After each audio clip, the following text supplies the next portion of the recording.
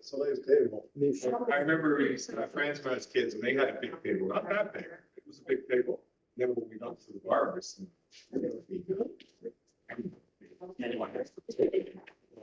Sure.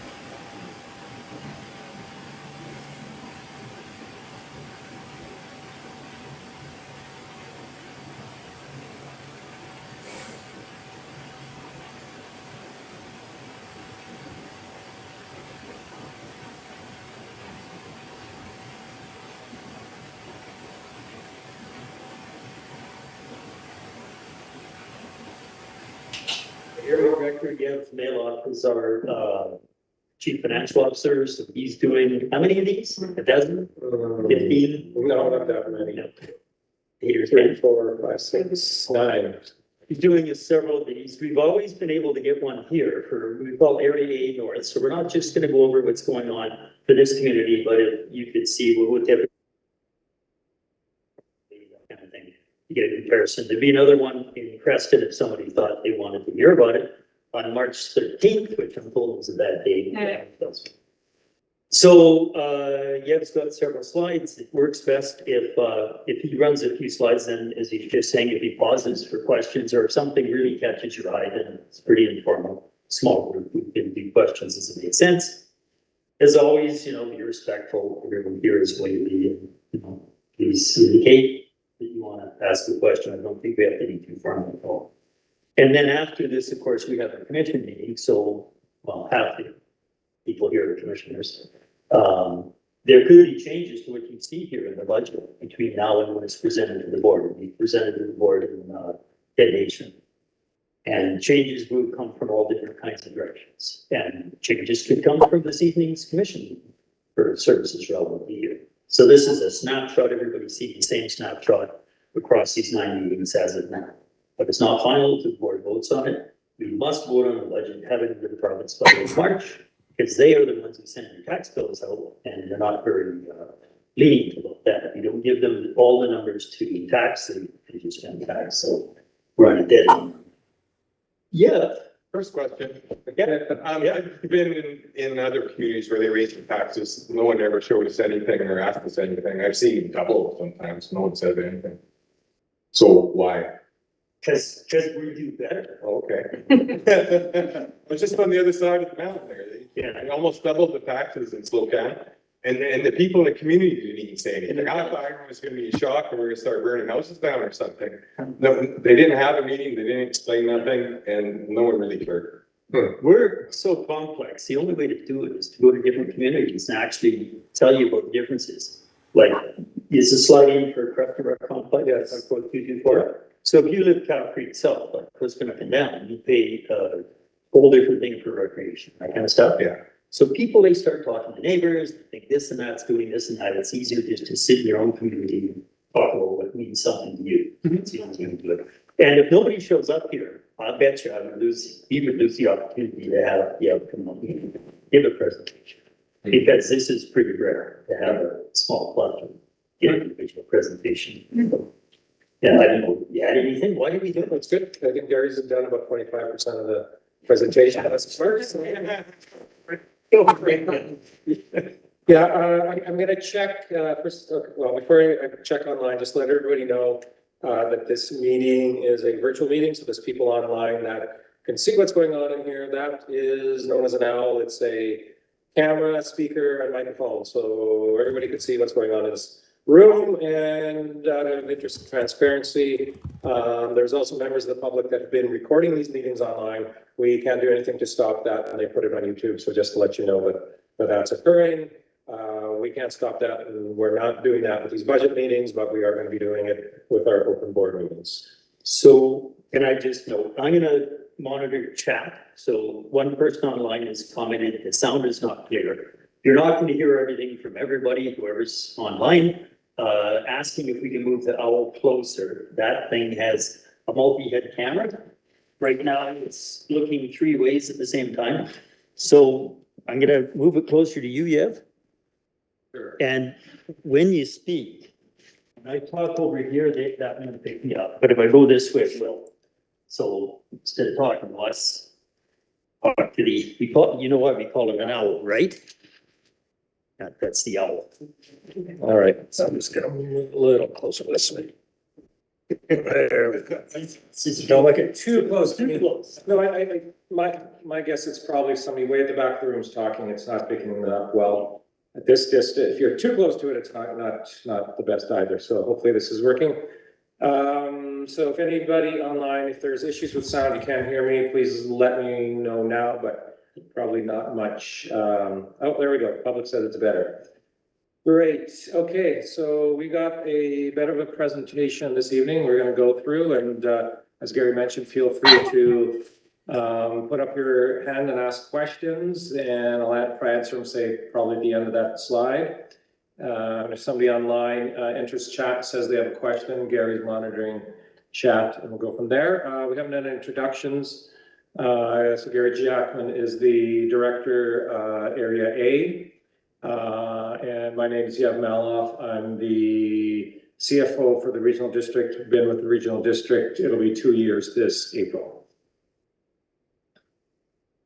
Let's get my presentation going, so it's available online.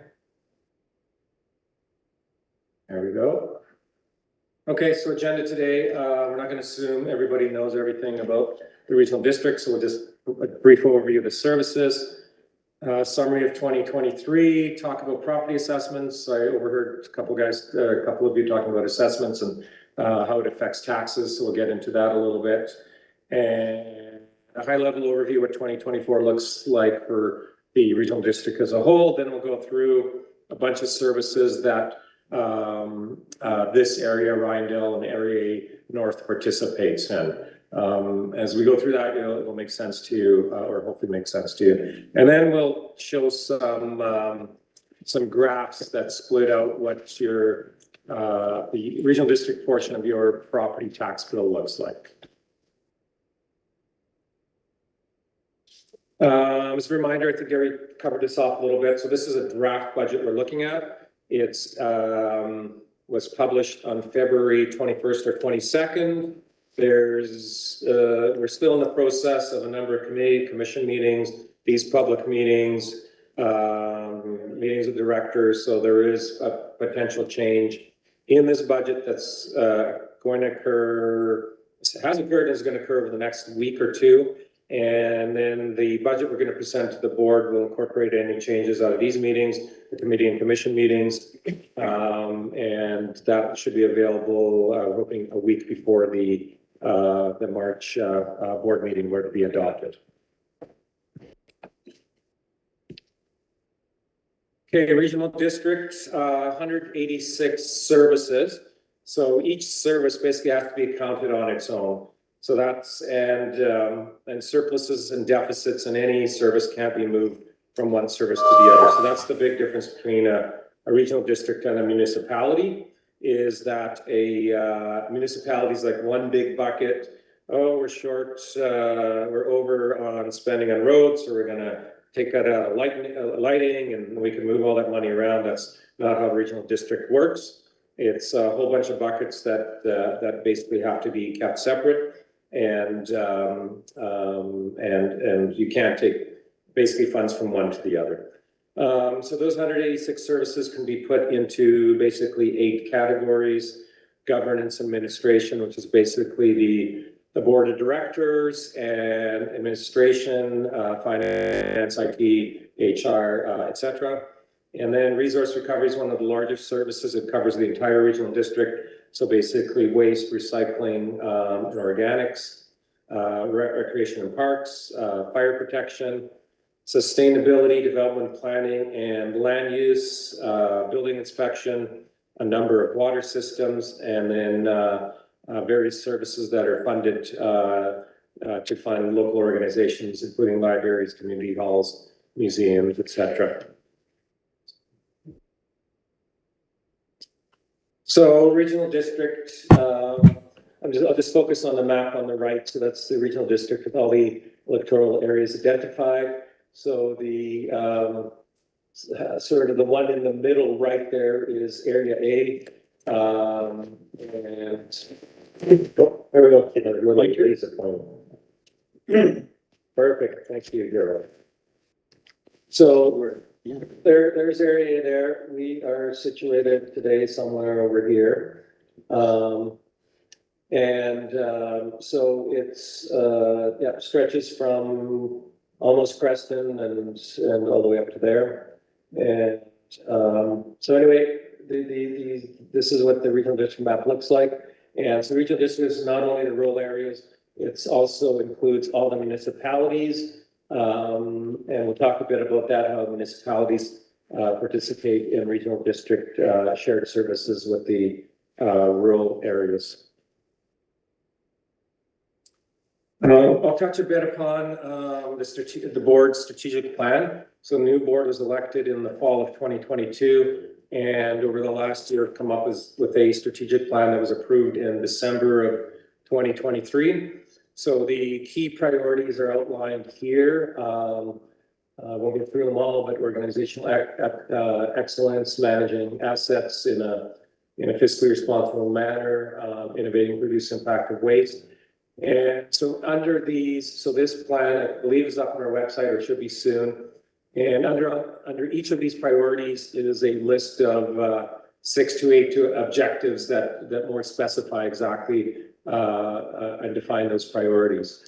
And so these priorities will help the board plan its basically plan out its priorities, how to help make its decisions, and as well as guide staff work plans and projects.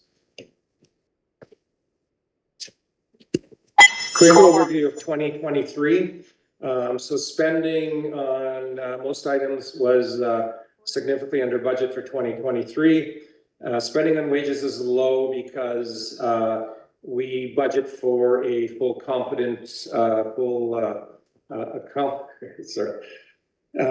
set of employees. So if somebody leaves in the middle of the year and is gone for a few months, then those savings are kept in that service. It's virtually impossible to budget for people leaving because we don't know which service they're going to leave from and when or for how long. If we try to say, you know what, there's a 10% average vacancy at any one time, then we could end up into a problem not having a service fully funded if their people are leaving that service during the year.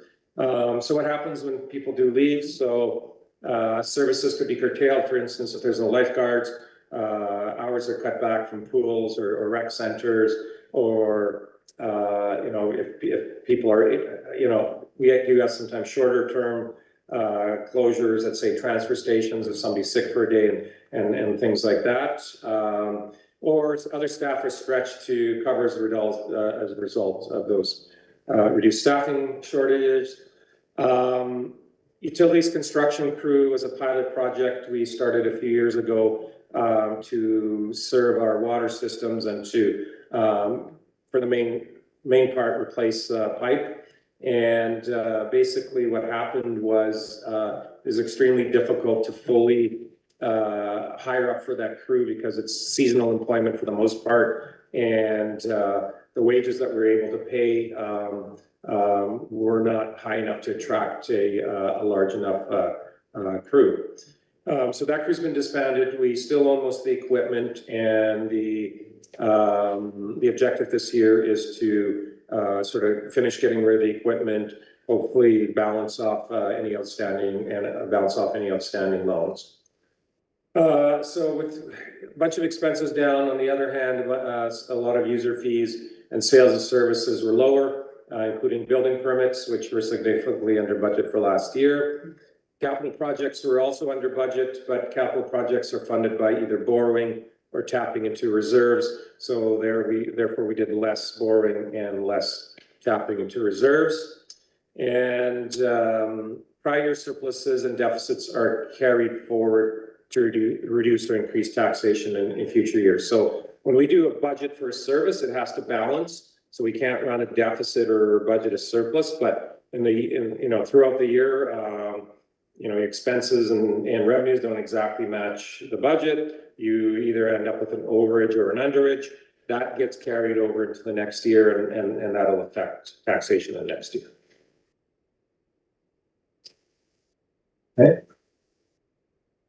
Okay, property assessment changes, everybody's favorite subject. So generally, overall, smaller increases in 2024 compared to 2023, but there are pockets in the regional district where property assessments have grown by a higher amount than other areas. So I know part of Area D, parts of Area A have grown larger. We'll look at a graph and look at those numbers and what that means. So does that mean taxation will go up or down by the same amount? No, it doesn't, but it certainly does have an effect on taxation. So that assessment change in, say, for an area municipality in total dollars change could be split into two. So it could be split into market and non-market change. So an area's total assessment might increase because sales values have gone up of existing homes. So the BC Assessment Authority uses that to drive your assessment. So that's what's called a market increase because of general increase in real estate activity. So at a non-market increase is if there's new construction, renovation, subdivision work in that area, then you're adding to the assessment base. So that new construction will also increase the overall assessment base in that area or municipality. Any questions? I'll pause here. Yeah. I know just the last couple of days of some of the people in our area have gotten letters from BC Assessment saying that they want to look at your property. Right. Can you tell? And They look like this. Yeah, I just found out about that today. So I'm not sure, Gary might be able to speak to it a bit more. So, and that's the first time I've ever heard of it. So we are not, the regional district's not related to the assessment authority. So we're speculating a bit here. Do you want to speak to it? What do you think? Sure, because actually I've tracked BC Assessment Authority. If you go back 30+ years, they had a change in mandate. They used to just say, your house is worth this, and they went up 5%, or went up 8%, went up whatever. And then they were told, no, that's not good enough. You're going to take all the actual sales. We're going to do a baseline assessment from July 1st of one particular year, compare all the sales in the location, the size of the house, the type of building, business, whatever it is, you come up with real market-based numbers. It has never been accurate in rural areas. It's like right now I'm trying to sell dad's property. It's a large house. It's unusual, 11 acres. There haven't been any sales in the last year. So what's it worth? Well, they just take some old number and add a percentage to it. This appears to be a really ambitious attempt to make a correction to that. Yeah. And I don't know how that's going to work out, because theoretically, everything they're asking for should have been reported in building permits, but people don't always get building permits. But even like a lot of the people that I've talked to, some have had building permits and some haven't. Yeah. But the buildings on their property have never been recorded. Like, you know, my coffee shop doesn't exist according to. BC assessment. So they're supposed to have outbuildings and all, but yeah, it's pretty rough. So this, as I say, it appears to be an attempt to make a correction. So it'd be interesting. They're not going to do it one shot. I just can't imagine. I've had the Sean McGinnis used to come to all my construction sites every fall, and just to keep up with new construction, that's a big deal. Yeah. And when we had permits and there was documentation, you could measure what was there.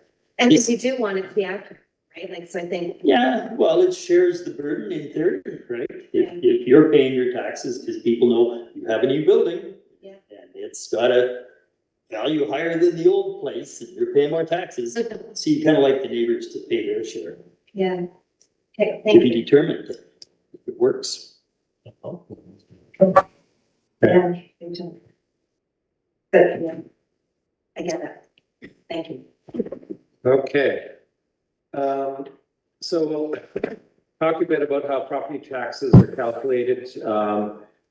So the regional district on its own, through either committees, commissions, and staff input, creates budgets for every single service independently, as mentioned before. And the budget for that service includes a requisition amount required to fund that service, that budget. So that service might have a bunch of expenses to pay, it might have some revenue, and then the balance is, okay, how much requisition is required to fund that service for that year. So completely separate of that, the provincial government's BC Assessment Authority goes through its assessment authority and determines your property values. And then that's how our rate per thousand comes up or is calculated. And that rate per thousand is for every service individual. It varies for every service. Some services don't actually use assessment. Those are different. They use parcel taxes or user fees. But for 90% of the services, a tax rate per thousand is calculated. So so again, that's where the big difference in the municipality and regional district is. In the regional district, each service has its own tax rate. Municipality comes up with one rate for all residents and all services because all the money goes in one big bucket. And the municipality can decide to charge commercial or industrial land more money and residential less, so they can shift the burden to residential, their choice. We can't. We're told what the numbers are. Base rate for residential, what the multipliers are for commercial, industrial. And maybe to the question about doubling something and how it's just not a thing. Like if I take the waste service, what you have said, to add 6 more words. East sub-region for waste, which is waste recycling and organics. We projected last year we'd have about $1.18 million in user fees through the major landfill tipping, and then we have another 150,000 say because of the money we get back for recycled products and stuff like that. And then we have other major capital works we have to do. Either we have money in reserve or we're gonna borrow money. So we figure out what's it gonna take to run that service in that year. What are our revenues and what's it gonna take to run the service? The difference is taxes. Nothing to do with double, triple, or let's add 10%. Nothing to do with that whatsoever. What's the cost to run that service based on what we think it's gonna need for the next year? Then the province says, do that for 5 years. Well, we're not gonna do the same capital work at a dump site, a landfill every year. So we might do something 1 year, then nothing for 3 years, might be a transfer station. So you see our numbers go up and down and up and down based on our capital projections. Fire services, we're not gonna buy a new fire engine every year, but every 10 to 15, yes. So it's all smoothed into that. So it's nothing to do with just making the rate higher. It's to do, what does it cost to operate the service? And the discussion after this meeting and the next meeting, part of it will be, what does it cost to operate this building plus make improvements? And that's what will set the rate for this service for this building. Nothing to do with throwing it down. It's all very carefully thought through. And every page in here, almost every page is a separate service. Like every service is, as you have said, individually accounted for. Okay, so you take that tax rate multiplied by the assessed value for each individual property, and you get the property tax for that service for each individual property. Okay, so here's a table with the assessment changes from 23 to 24. So area A, on average, so this is entire area A is 6%. You might talk to your neighbor and they might have a higher increase. They might be 14, 15 or more percent. Somebody else might be lower. So not everybody, as Gary mentioned, it's not everybody in the area gets the same percentage. They use fairly complicated math, statistics, computer models, whatever else. Don't ask me to explain it, to drive those changes. So area on average 6%. And of that 6%, 5% of it is because the real estate values are being driven up, and 1% is because of new construction renovations, etc.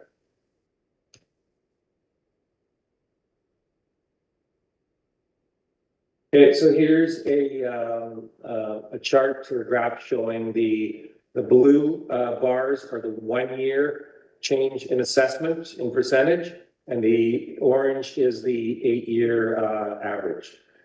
So if we look at area A, overall average is for the last year is less than the 8-year average.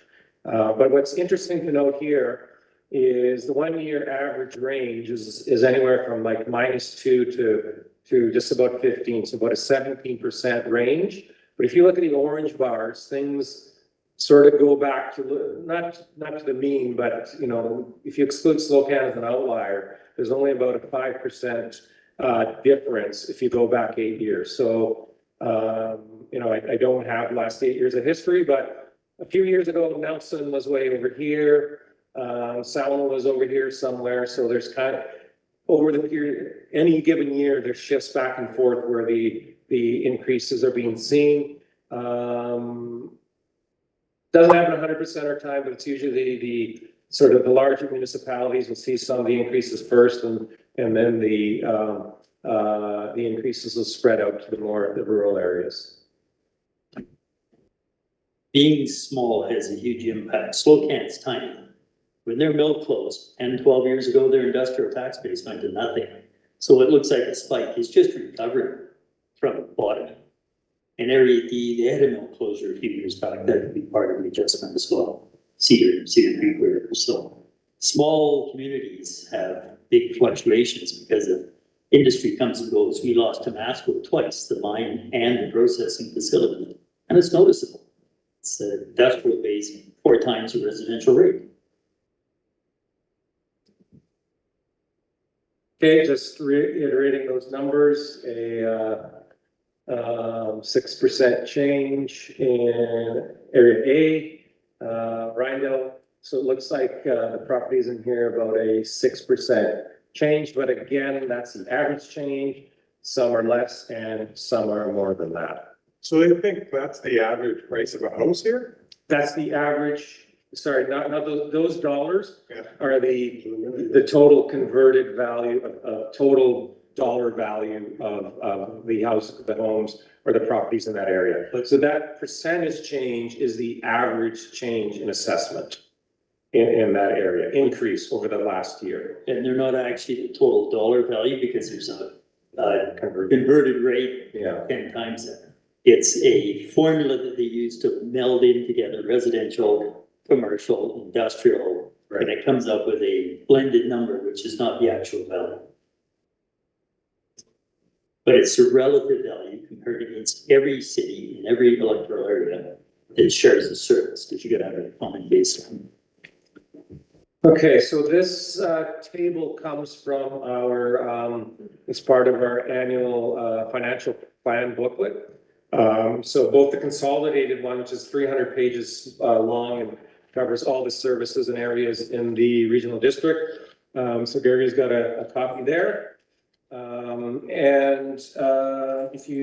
It also is part of the shorter version, which is up on the webpage for this meeting, which just covers the services that Area A participates in. So anyway, this table is what we call a cover sheet, and what it shows a number of things. So it basically shows the list of services that everybody in Area A participates in. And so here, these S numbers is just a code number for this list of services. And then it shows the assessment change year over year from 23 to 24. And also the requisition from Area A, or the taxation of Area A for each of these services. So it shows the increase for each of these services, or the change, and then the total dollar change year over year here. And then that rate per thousand that I talked about earlier is shown here. So the percentage change for Area A as a whole for all of these services is just under 9%, so 8.61%. But a reminder, 1% of the assessment's new construction. So an existing homeowner or property owner is seeing about a 7.6% increase in their taxes this year. The rate per thousand, which is kind of like the mill rate, but different because it's applied. You see some go up and some go down. They don't all just go up a percentage because of inflation. So the second line down, discretionary grants, went from 0.022 to 0.020. The reason being, the request is still only 25,000. That's a discretionary grant that I get to make recommendations to the board on. Now I'm saying let's not raise it. It's the same. It's been the same for a decade. And other ones, they'll go up or down based on not some inflation number, but throwing a dart. They go up or down based on what it costs to run the service, based on analysis of how that service is doing. What do you need to buy? What do you need to replace? What do you not want to do? So the discretionary grant wasn't used, and that's why. No, it was used. It was used? The request is to tax $25,000 this year, the same as last year. Yeah. It is never all used. I've always left a buffer at the end of the fiscal year. My recommendations of maybe 7,000 to 10,000 in case something fabulous comes up. If we want to leverage something else. And I get requests all the time. And I get a couple $5,000 because we need that money to leverage something else to happen. Well, You keep that as a tool. But that's the amount to replenish each budget. The requisition is what to add this year proposed. And as Jeb explained, there could be money already in that budget because the roof was over. We won't talk about that. Or because the fire truck wasn't bought. So the surpluses and reserves will go up and down. But this is what we're looking for new money. Okay. So this next table is if you were going to look in this budget book, is the bottom half of the table previously, but I couldn't fit that all onto one slide. So now these services are services that only defined areas or specific pockets of area A pay into. So who's ever benefiting from that? So for instance, S128 fire protection, Rydell, only the residents or people within the fire protection area of Rydell pay into that service. So these are what we call sort of defined area services. So only, so you can It's see, you cream. can sort of look at the assessment values and say, Talk to oh, me. okay, only a small portion of residents in the area pay into, for instance, 165 or 166. If Gray. you look at the bottom here, you might be asking, oh, how come there's no assessment or no taxation Jane here for Gray. these two water utilities? And that's because those are based on Gray. on a user fee and on, they're not based on assessment value. So they're based on parcel taxes and or frontage and user fees. So they cannot be included in here because they're not based on assessment. Okay. Where's the ambulance service fall under? It's provincial, it's not Oh, your major provincial. Yeah. But they pay us rent for the building projects. Oh. Helps offset the cost of this building. So I'm not going to show it anywhere in this presentation, but each one of these services in the budget book or the summarized budget book include a full sort of budget statement for this service. It'll show the revenue, the taxation, any borrowing, and all the expenses Oh. for salaries, She was in. utilities, and all those sorts of things. Everything in, everything out. Yeah. So They match. No, a Jane that was so if in. anybody was really keen about saying, okay, what's going on in that service, there's a budget statement that shows the actual, what actually happened last year, the budget for last year, and then the 5-year budget, starting with this year and going 4 years forward. And if anybody was really even more interested, on any of these, most of these services have a committee and commission that discusses them, not all of them. So there's a commission meeting this evening. We have regional. Really, I resource honestly- recovery, sub-regional resource recovery meetings, recreation meetings, and, Services. yeah, Crescent Valley Services. Watch We're my gonna go video into today. Greater details, and you can listen in to the directors and members of the committees. Oh, discuss are you these familiar budgets in with? Greater detail.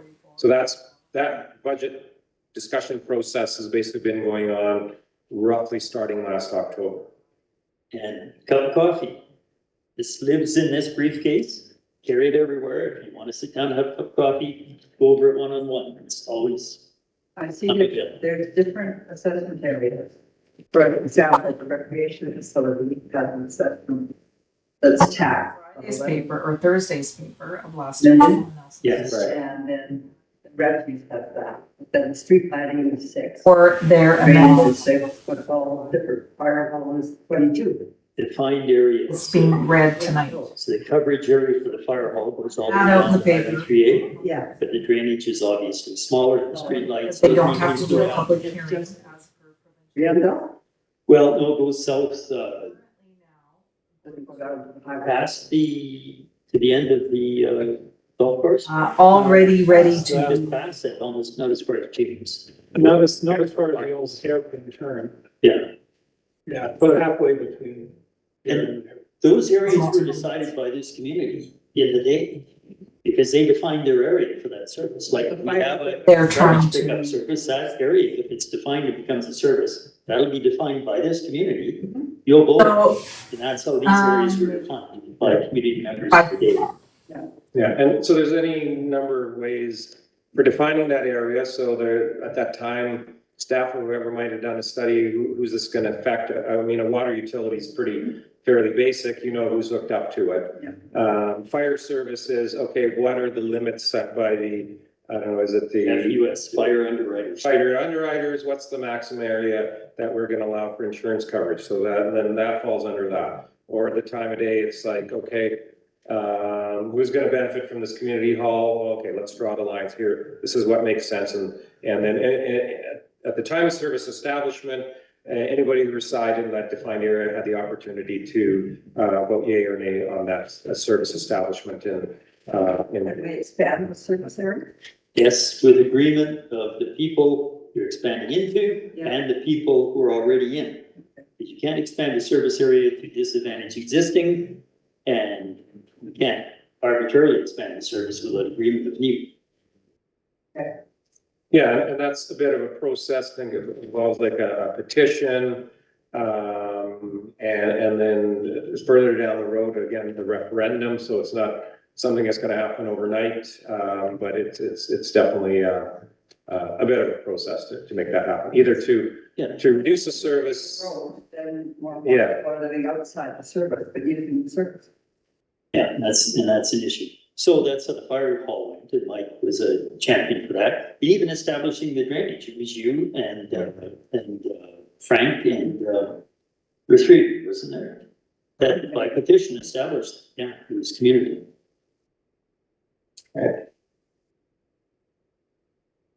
All right, so this is the rate per thousand, the increase year over year.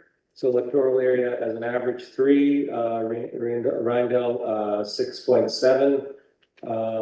For various reasons, I think it's just, if we can go back, we can see where the changes are for Rindell. If your values also go up higher than, say, in Sanka, you will shoulder a greater percentage of the burden.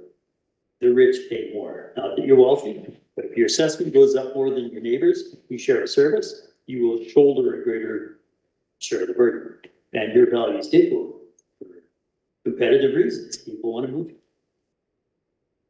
And then the individual ones, there are lots of reasons why they change. One of those. Okay, so this taxation change. So again, electoral area A, so, and then it shows for all the other areas, municipalities. And really what we look at here is the overall taxation change in total dollars for each one area municipality. So the average for the, in the draft budget, is 935 for the whole regional district. But it's 7.9 based for existing property owners. Once you subtract that that non-market growth, and area A is about 9.2, so right about average for the entire regional district.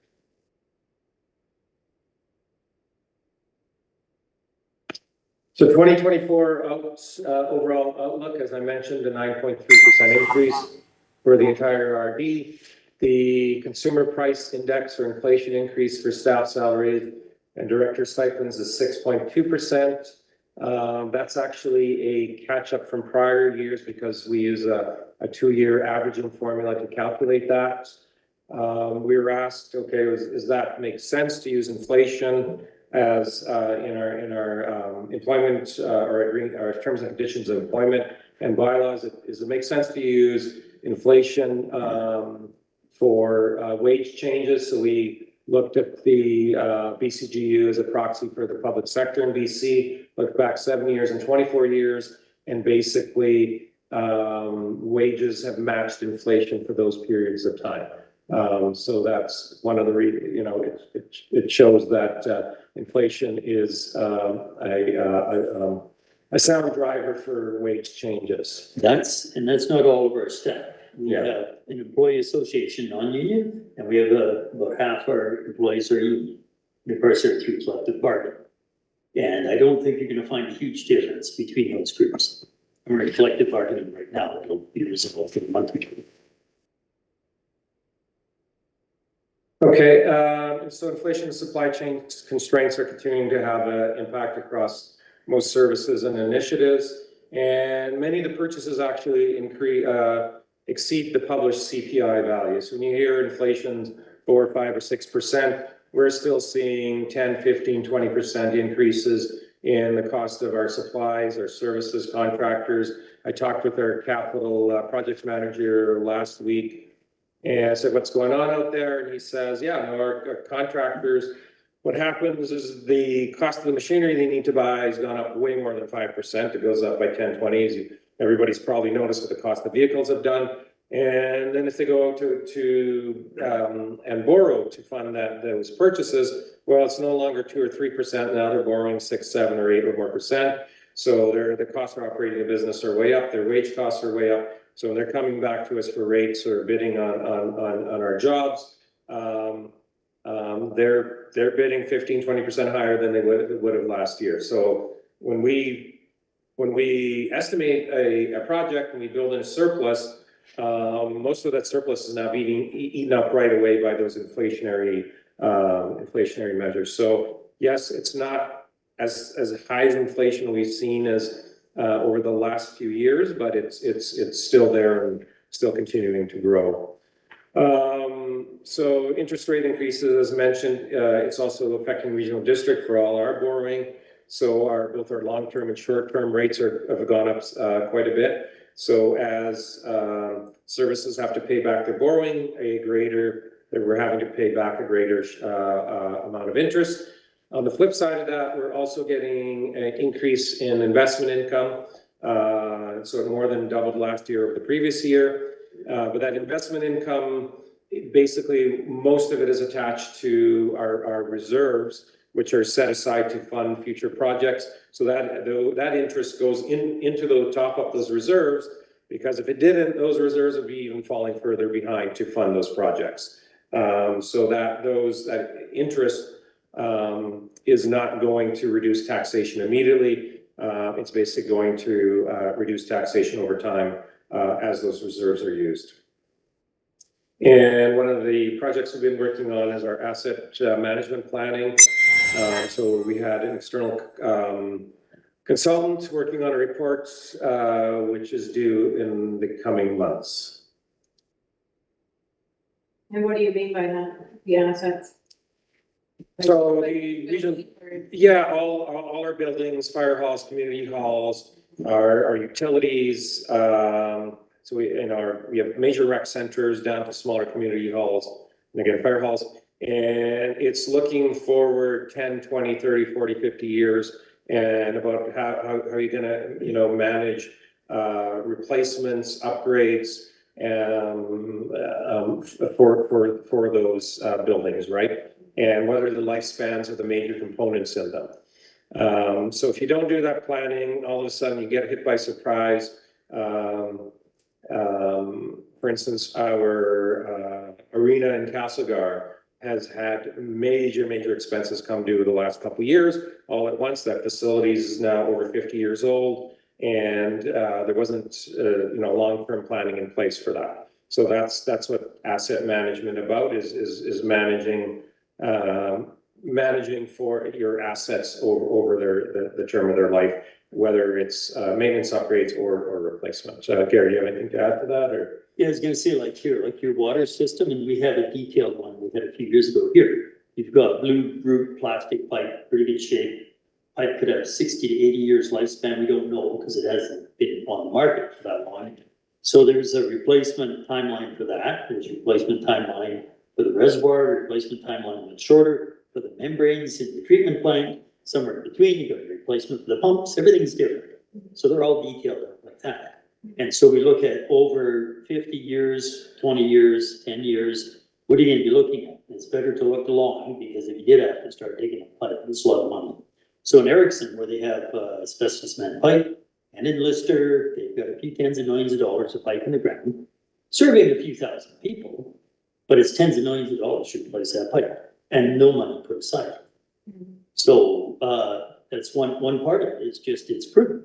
If you are forced into a borrowing because your system's falling apart or collapsing, you might get 1.8% or you might get 4.5%.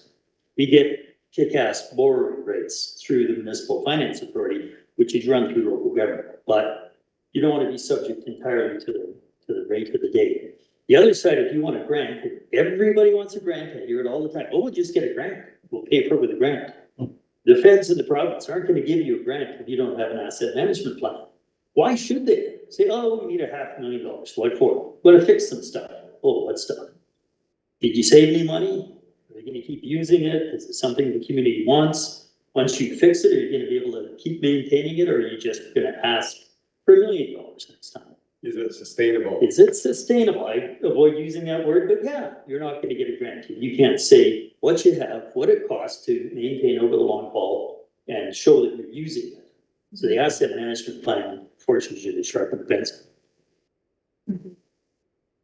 Yeah, and it helps set some of those potential policies and guidelines for a lot of these services. Because sometimes, yes, they are buckets on their own, but, you know, it potentially leads to some consistency across those services for asset management. And an example, so we bought a little backhoe and a service truck and hired some people, a linear infrastructure crew to start replacing this pipe. We sent it to Fauquier and Edgewater to start. But we couldn't staff it. We couldn't get people. I used to work in, well, my daughter knows. I've worked all over the province, right up to the Yukon. Lots of us have. You can't get people to move around and work, live in different towns for 2 weeks or a month at a time. So we had a plan to make it more affordable to replace those tens of millions of dollars of pipe. Not all of them through one crew, but everywhere you had a problem to address the critical problems in-house and then be able to assess stuff and contract out. And is that thing that you had, That's the now pilot? defined Yeah. because we can't staff it, but we knew years ago, we had a lot of pipe in the ground in this regional district that is gonna need either a little bit of work just to keep the water flowing or need a lot of it. But that didn't work out. But we now know also through the major rec centers, we have much better ideas to what do you need in terms of specialty trades and equipment and the like to maintain those big assets. The Creston, I call it the big box. It's a $35 million leased facility. And once you really understand what goes wrong, when it goes wrong, why it goes wrong, you know what you want to invest in terms of ticketed trades, something that you've done as a career. And you need to understand your assets before you can manage them. And in training, you know, Evan or the like, you need to know what do we have staff on hand with a little training to do a better job. It all makes sense. So just a bit of a slide on our aligning the strategic plan with work plans and goals. So efficiency, effectiveness of operations administration, and a few other items listed there. So we'll go through a few services that area residents participate in. So S100's general admin, everybody in the all properties in the regional district participate in this. So this is corporate admin, finance, IT, human resources, municipal directors. So that 6.2 wage increase, mileage rate increase, some training opportunities, increased spend in IT, security and transition to 365. That'll give a quick example to Microsoft 365, how things are shifting in the world. So 8 years ago, you used to be able to go off the shelf, and what we did, you bought Office 2016, you paid $300 for it. We've used it for about 8 years now. We paid for it once, and so per user, $300 divided by 8, so $40 or $50 a year. Now, Microsoft 365, it's Microsoft basically told us, you can't use 2016 anymore, we're not gonna support it, you're at security risk, you're on your own, etc. So Microsoft 365 is not $40 or $50 a year, it's $40 or $50 a month. So our cost and Microsoft 365 is more than Excel and Word, and includes a bunch of security components and other, our teams and other applications. So basically that's added $200,000 to $250,000 a year in expense to the regional district, plus the cost of implementing it, right? So it takes training, external resources and things like that. So that's just one example where, we're a price taker. We looked at other opportunities. Could we use Google or something else and analyzed it, and so the board approved that move to work to that. So we're in the middle of that transition currently. We're also moving to a new website, which is planned to be completed this year. So the year-over-year taxation. I'm actually just in a Zoom meeting. 11%. So rural admin, this is the rural director expenses, so which includes Gary, fire services overhead and bylaw services. So 6.2 increase. Good news story here. We received we're awarded $474,000. At this point, we need strong. Fund staff wages, equipment, and other training costs. This is, I believe, our second year in a row we've gotten that, so that will help with those items. So 15% increase in requisitions for this service, and there's $75,000 for fire services unit there. Don't worry, we're still proceeding. Got a plan. We're gonna keep going. I gotta go back to Revenue the is definitely off from the peak Um, years. Are you on the Construction values. the new email list? So we I forwarded your, updated the bylaw fees, sorry, the building fees, over the last year. Onboarded new staff, this department's seen, a fair bit of Okay. turnover over the last year. so the last couple years, bcienurses@gmail.com. this That's is a another bigger group. area of difference between municipalities and regional districts. Municipal districts, building, Okay, good. officials travel greater All right, distances. we'll be updating through And, that and potentially have longer days and things like that. Yeah. So, you know, we're lucky to have the crew, the dedicated crew that we have. And we're also digitizing historic permit files. Planning S104, operations are stable on budget. I understand. I gotta go back to this meeting. They're Okay, incorporating all right, talk to you soon. new, Okay. Bye. using provincial funding to address the changes in housing regulation, and a few other projects there, including subdivision servicing bylaw and housing needs assessments.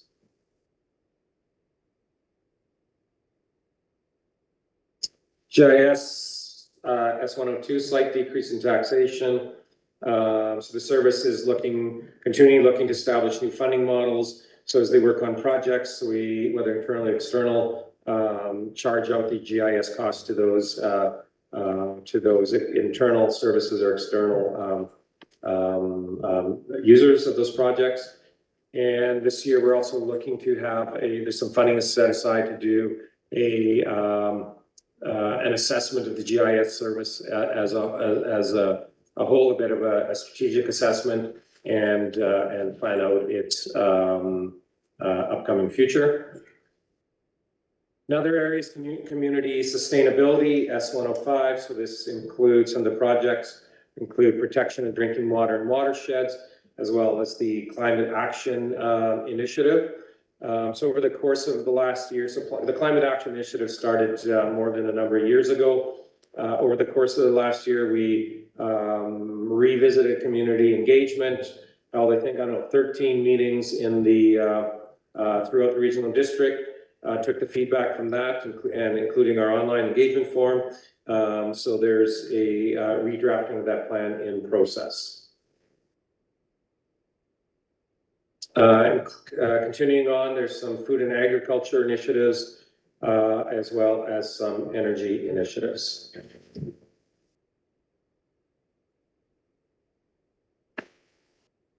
Okay, I'll move on to now emergency management. So this is a growing service.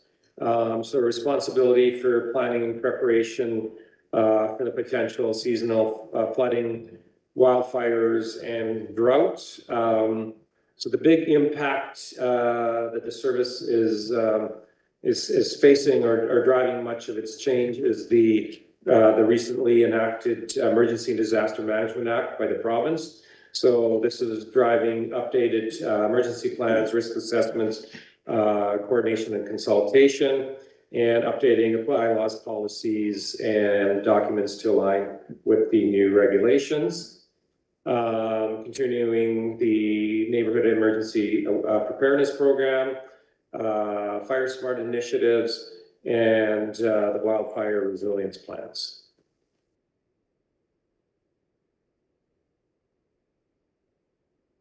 Okay, before I move on to Eastern Resource Recovery, I'll take, does anybody have any questions so far?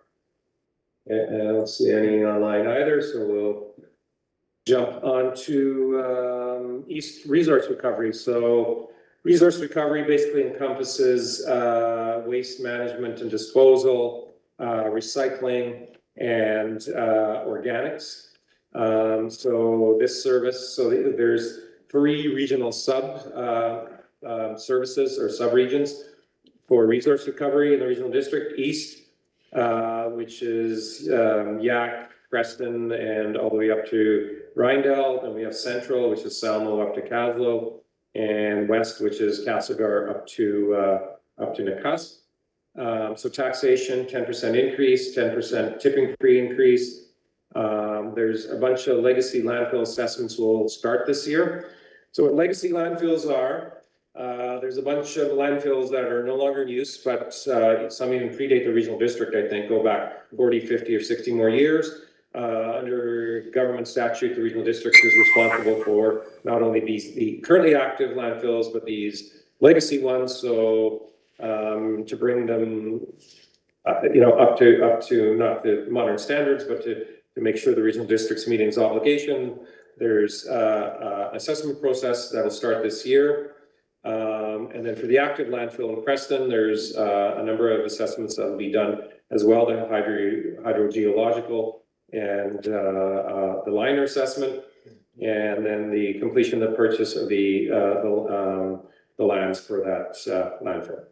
Gary, anything you want to add about this service, as it's one of the major services? And there'd be a discussion an hour from now, I'm sure. This is everybody in all of areas A, B, and C in town of Preston paying into this equally. But what you get isn't always equal. So we have a little bit of an advantage that we have 2 transfer stations in area A and a few recycling places, including here. Plus there's a little side service of just small subsidized refuse collection just in this pocket community here. Biggest shifts we'll see in Margaret focusing on that Preston landfill is federal regulations drive what you have to do, and then comes down to provincial level. And we're on the edge of having to do major capital works to continue to operate the Preston landfill as what's called self-attenuating. Right now, we've capped to keep rainwater out. We're being very careful keeping the sloppy organics out. We're being very careful about drainage and runoff. We have groundwater monitoring wells, but it's under a microscope right now. If we can operate within what's a conditional approval from Ministry of Environment, sort of numbers we have on this sheet moving forward will be accurate. If the federal regulations and by virtue of provincial change, this will all change. And they do change their regulations from time to time. So the other side of this is just to encourage diversion. Part of the metric that we're being watched for is how much garbage we put in, residual we put in that landfill. If you guys all quit recycling and nobody composted and the volumes go up, we'll tip that little line, cross that line, and we'll have to spend more money to operate under a new set of rules, more stringent set of rules. So this is the kind of service that becomes very dicey in trying to make sure people don't burn the garbage, don't throw it in the ditch, and recycle or keep it out of the waste stream where they can. As for the local conversation, this is a big service, and all the waste services, they're equal our recreation expenditures pretty well. I mean, we're around the $6 million budget, to $6.87 million for 2023 for the service for ABC Preston. And so when we get into the very granular local options, you see some people in the room have seen some emails floating around. We got to manage the $6 million to make sure we do a good job in the big scale, the big scope, big questions, and then the small stuff. Yeah, we'll make whatever incremental changes we can within that bigger picture. And then we are maybe a little bit. Okay. All right. Thank you, Gary. All right. So economic development, S107. So this is primarily grants that are submitted to applicants to a commission for debate and recommendation to the board. So there's support of the Kootenay Lake Crescent Valley Economic Action Partnership. So we're in year 2 or 3 of that, three of the contract. Support from Imagine Kootenay, and then continued capital project for connectivity along the East Shore is being supported both the regional district and the Columbia Basin Broadband Corporation. Has that got to do with hopefully bus service? Well, no, that's another. So this connectivity is internet and cellular potentially, but internet mainly. We parked about a $750,000 grant in this service because we keep trying to get funding where you can. Yeah. And this was the best place to hold that. Transit is two separate services for Area A. We're part of Kootenay West Transit, which doesn't actually come into Area A, but is provided as connectivity through the ferry. to the health services bus and to the regular transit buses. And then we also participate in Crescent Valley Transit Services, which so far only taxes up into Wyndham with limited runs 3 days a week. We have approval from BC Transit, a memorandum of understanding, to expand transit hours this year, next year, and the following year. This year, you won't see any impact up here. The next following 2 years, we need to buy another BC Transit style bus, work out potential routes and demand, and then hopefully in the third year, we'll have up to 1,000 hours of expansion time, which isn't a lot. Because that's got to do, pick the days, pick how many loops you can do in a day, maybe 4, and try and make the best connectivity you can. So that's work that's been underway for many years. Transit does 10-year master plans. Last 10-year master plan, despite lots of community interest and lots of lobbying, we got deferred. This 10-year master plan, we are there hoping, to receive these additional hours. And BC Transit pays roughly half in some areas, ridership and other fees, we do a little better. But BC Transit is not free, it will still come with a tax cost.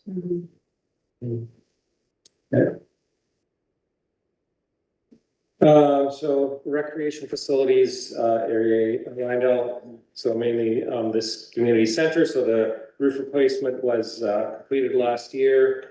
So we were lucky enough or the regional district, or the province gave the regional district $4 million to distribute.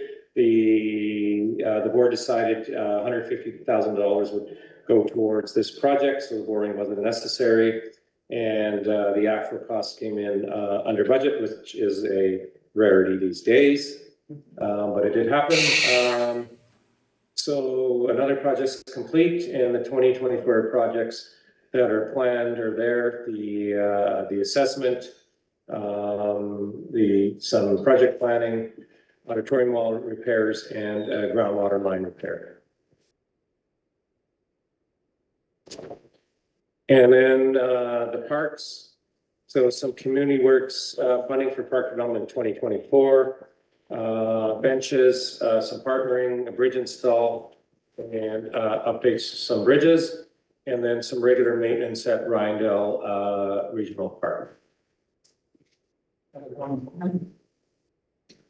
Maybe I'll just note, because it's 7:03. Normally on the first Tuesday of every month at 7 o'clock, we have the commission management meeting. This meeting is a budget presentation in advance of the commission meeting. So it started at 6 o'clock. That's fine, we're just gonna carry on. And in about a half an hour, if Yeb is wrapped or close to, the regular commission management meeting will start then. And Gerald will chair that meeting. Now we'll be back in the commission office. So we're gonna just carry on for now, but if you're wondering, while we're partway through something, this was advertised as a budget presentation for 6.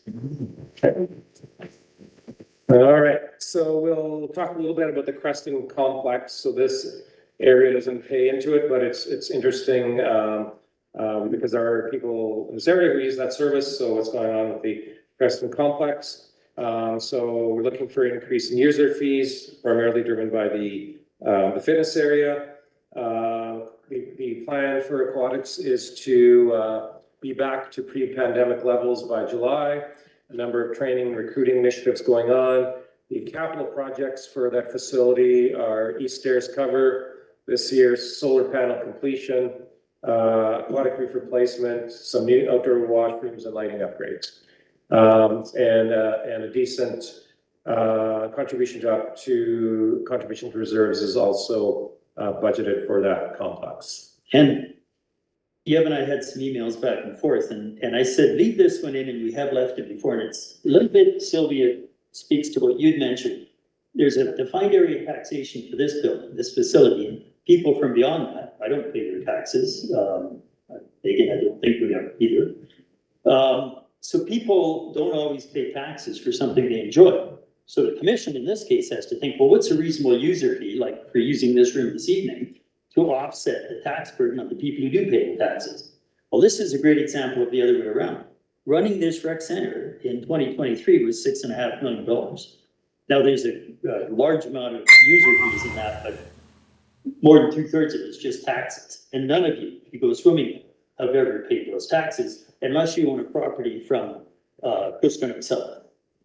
So it's a give and take. We will never have the right balance. We will never have a totally fair user-based system. We do our best to balance. So where people may use this building and enjoy it more than you may think they're paying, you may also use the fitness, the rec, or go to hockey, watch my grandkids play hockey down there, and I'm not paying the taxes for that.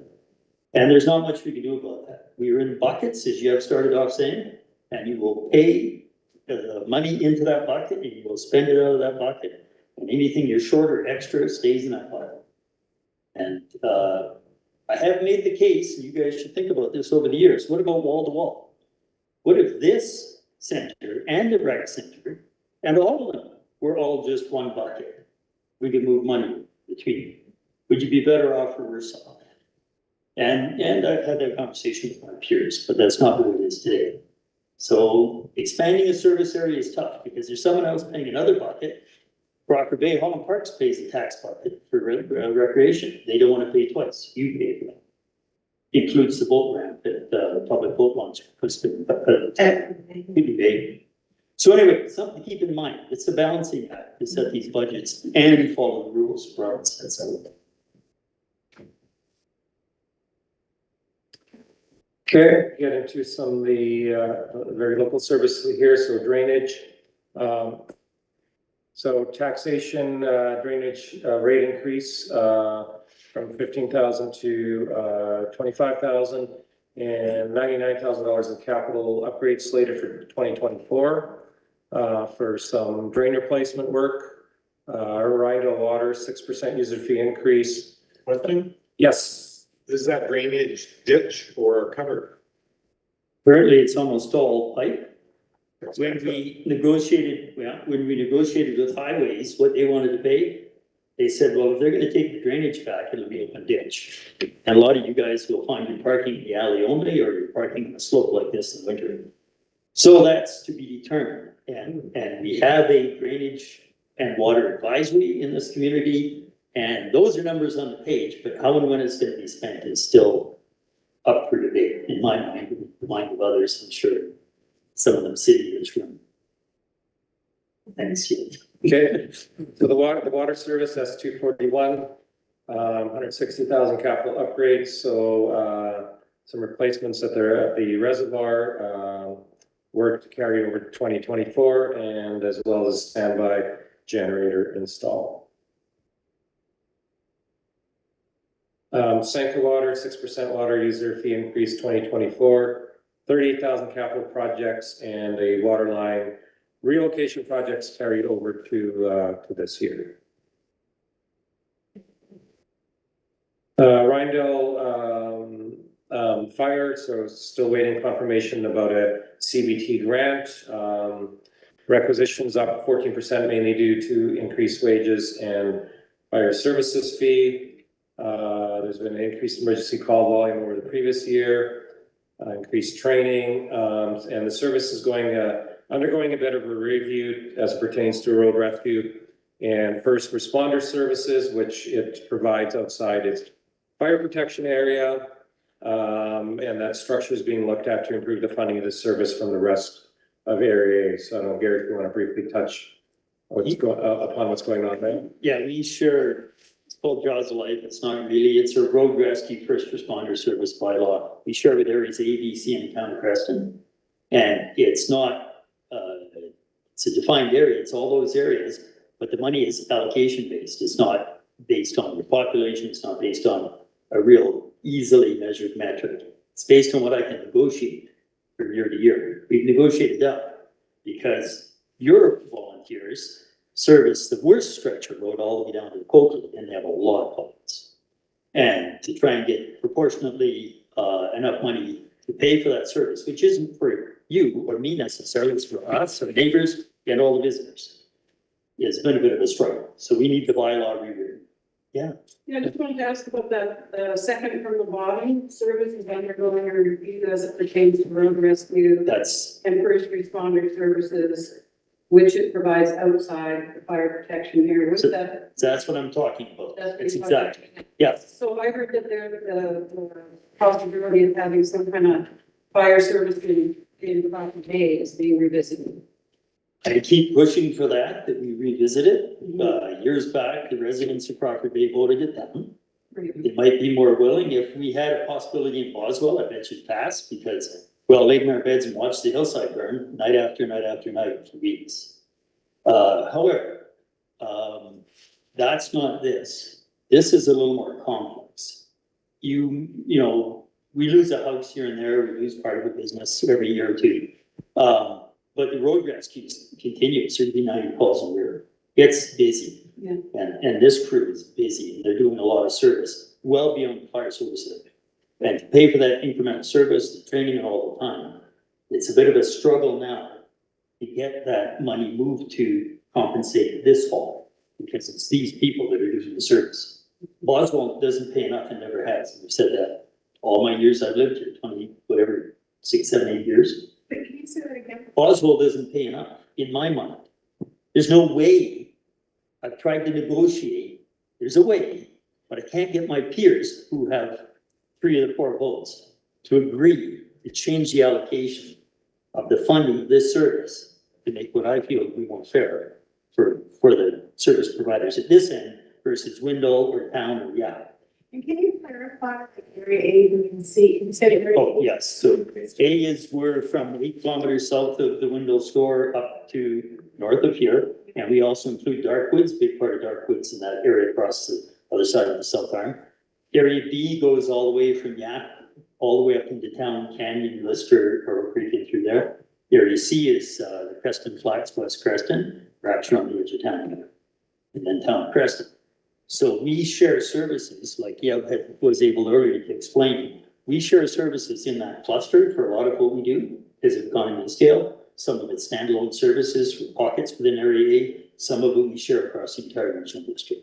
It's it's complicated. And that's what you were saying about Jaws of Life, is that's all run. One service area with a bylaw that's been amended 3 or 4 times should no longer be called Jaws of Life. And a bylaw that needs another amendment because it is hard to get volunteers and retain volunteers. And it's work sometimes to get everyone else to agree to change. And can you just remind us, when did Crawford Bay do the fire thing that had the referendum that got? You know what year that was? It could have been 8 years ago, might have been more. It was quite a few years ago. Okay. When we reevaluated it, we've had a couple of runs at it. The last time we reevaluated it, the roster for Riendell Fire was too low to even begin to contemplate a satellite hall. So we tried to get more people to come out and sign up for training. We're healthier. But even if we say people voted, said, yes, we want this expansion, you won't get any insurance discount or coverage whatsoever, because this national group fire underwriter survey, which is funded by the insurance companies, watches over us. And if we don't have the equipment, proper apparatus, the right number of trained people, and the response time required within the distances that they set out, you won't see the insurance benefit. You don't do a fire service just for insurance benefit, though. You do it, maybe you won't save the house, but you save your community. Anyone who has, like my youngest brother, their whole community burned out understands what that means. You know, if his house burned out and there was the only one, he'd be in a better way today than he is, because the whole community burned out. So there's a lot of reasons for having a fire service. There's a lot of reasons for first responders. I do hope we'll go back to Greater Crawford Bay and say, okay, are you guys ready? 1, to step up to be the volunteers, and 2, to step up for the whatever the formula comes out for taxation. Yeah, maybe. Can I just, the Chamber of Commerce has been talking about this exact issue as well. And one of the things we talked to Corey about just recently, he said, we only have, or we need 35 more volunteers to get a second fire service. And so people need to step up and get the training. And as I saw from here, there's a lot of funding going into increased training for people. But in order to even consider the service, like Corey said, we need more volunteers. And So 35 more people. for Rainell and Crawford. And Crawford, Yeah. it needs to be 2 full Yeah. stations. 35 might be on the high side, we could possibly do a satellite ball, but we need many more people. Yeah. And the province is in the process right now of taking the Fire Services Act and amending it to become the Fire Safety Act, repealing the twice. And there are a lot more onerous restrictions, requirements for fire inspection. The sort of stuff that rests only with towns, cities, and villages now could fall under rural fire services. And that's something we've been debating for several years. They've put off enacting that legislation and finalizing the regulations for several years now, because we're in a pretty serious discussion with the province about what it would mean to our people who are, you know, they have paid on call, but they are volunteers for the most part. So it's not a simple equation, but it's time to go back, to look for the people and put the numbers in front of them. And I think one of the best points you make is like, for sure, there's the fire calls. They actually aren't most of the calls. Most of the calls are the, road rescue, first Yeah. responders, 95%, 95%. 90 plus. And I just think that all of us in the room, that's an important thing to share with community members, to recognize that's really what we're talking about here. That would be the motivation to have this. Yeah, it's important. Next we have emergency 911. So the regional district's responsible for taxing for this service and providing 911, basically the dispatch and call-in services. So the regional district does not have its own dispatch center. There's a dispatch center in the Okanagan that we contract out to. So the cost of that has increased, the annual cost 80,000 to 115. And then if it's a call for fire, that gets dispatched out of Prince George area, and the cost of that service has also increased.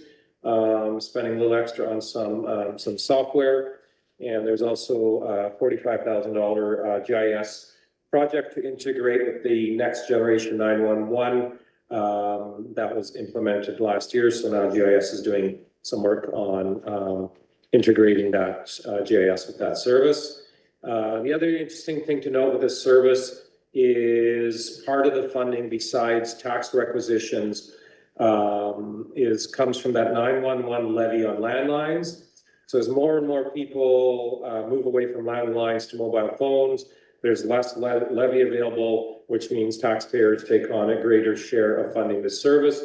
There's been a bit of a push, or a large push, to add that levy to mobile phones, but it really hasn't gained a lot of traction. So don't see it happening anytime soon.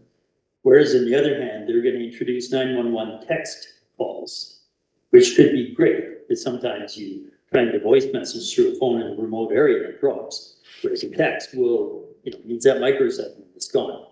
But those cell phones, texting 911 calls, aren't paying for the portable service.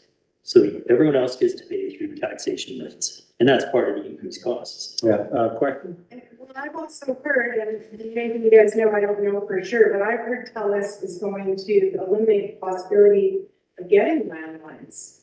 I've heard from 2 rural directors when I was in Richmond in February where it's happened. They are repurposing microwave towers with those heavy microwave point-to-point. So they pick up the copper line signals, they put it to microwave, and shoot it across the mountain range. They're repurposing for 4th and 5th generation cellular. So they've offered cash buyouts to the people with copper wires, saying your service is terminated in June 2024. We haven't had that yet, but I have one outside of Quesnel and one northeast of Prince George told me that. And it's coming, from my Potential. understanding. And Potential. so how does that work? It's like, okay, so like there's just an incongruency there that's really hard for me, because I've been thinking, having this moved here 2 years ago, I'm like, are they going to get a landline? And then it's like, well, they are deterring people from getting a landline. I'm trying to get one. So how do you put those two things together? So federal regulation administered through CRTC for licensing the bandwidths, most of the work. I'm on what's called the Regional Connectivity Committee along with Director Popov. And I know about a dozen of us from Valemont, to the Alberta border, to, West Kootenay boundary, where we are lobbying hard to have something else done, because the Kootenays is more vulnerable, because we don't have cell coverage to Well, begin. that- I don't have cell coverage out. So it's I'm the. I'm going to interrupt here because You- it's 7:20. Okay, so Yev is probably aiming for the 8 o'clock ferry, and we have a 7:30 commission meeting, so we have a 10-minute window here. all right, so we'll wrap it up. We've got 3 slides left of these pie charts that I promised earlier on. So this basically, in a graphical format, breaks out on a pie chart where which services are being paid into that area. So here in Rydell, we're looking at the rec facility as making up probably about 40% of the bill, fire protection and drainage. Once you add those up, somebody who participates in all 3 of those services, that's about over 75, maybe 80% of your tax bill. You add in refuse, you're getting close to 85, 90%. And then a bunch of your tax bill goes to various smaller services, and including rural and general administration. So per $250,000 of home value, tax bill for all of these services is about $1,200 per year. So if your home's worth 500, then you would basically double that, but that's where the proportion of your tax bill is going in Rydell. And so this next one is somebody who lives outside the Rydell, does not have fire protection service. So this is what their tax bill looks like.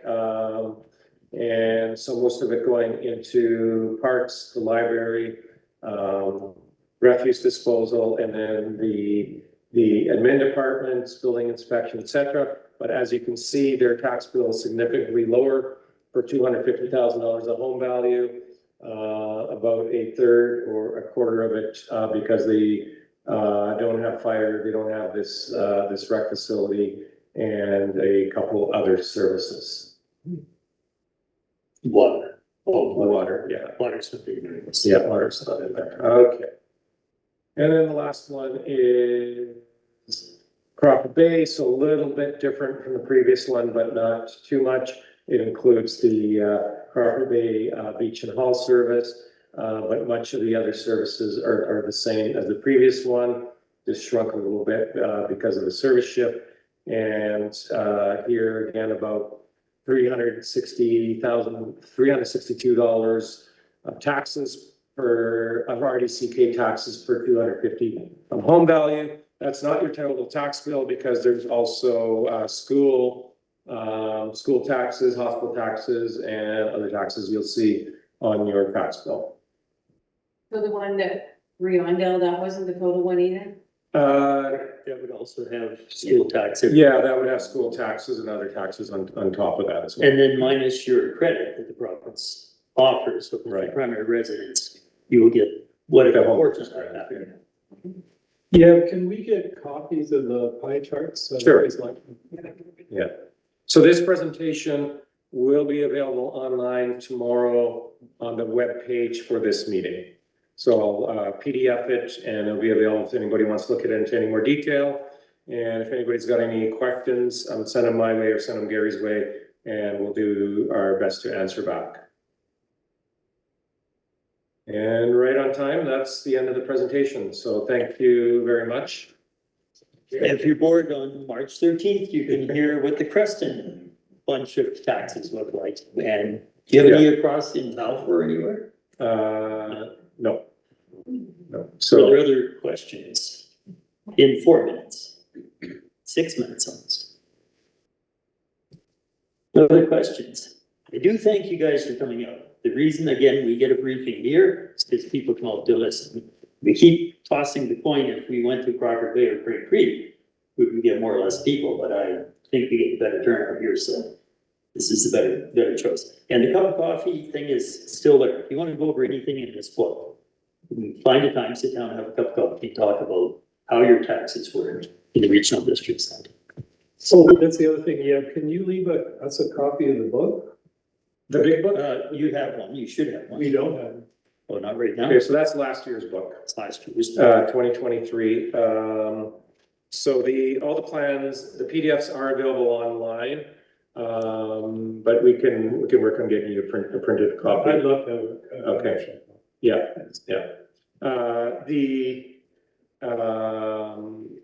The current draft budget is also online on that webpage, but that will shift and change over the next week or two.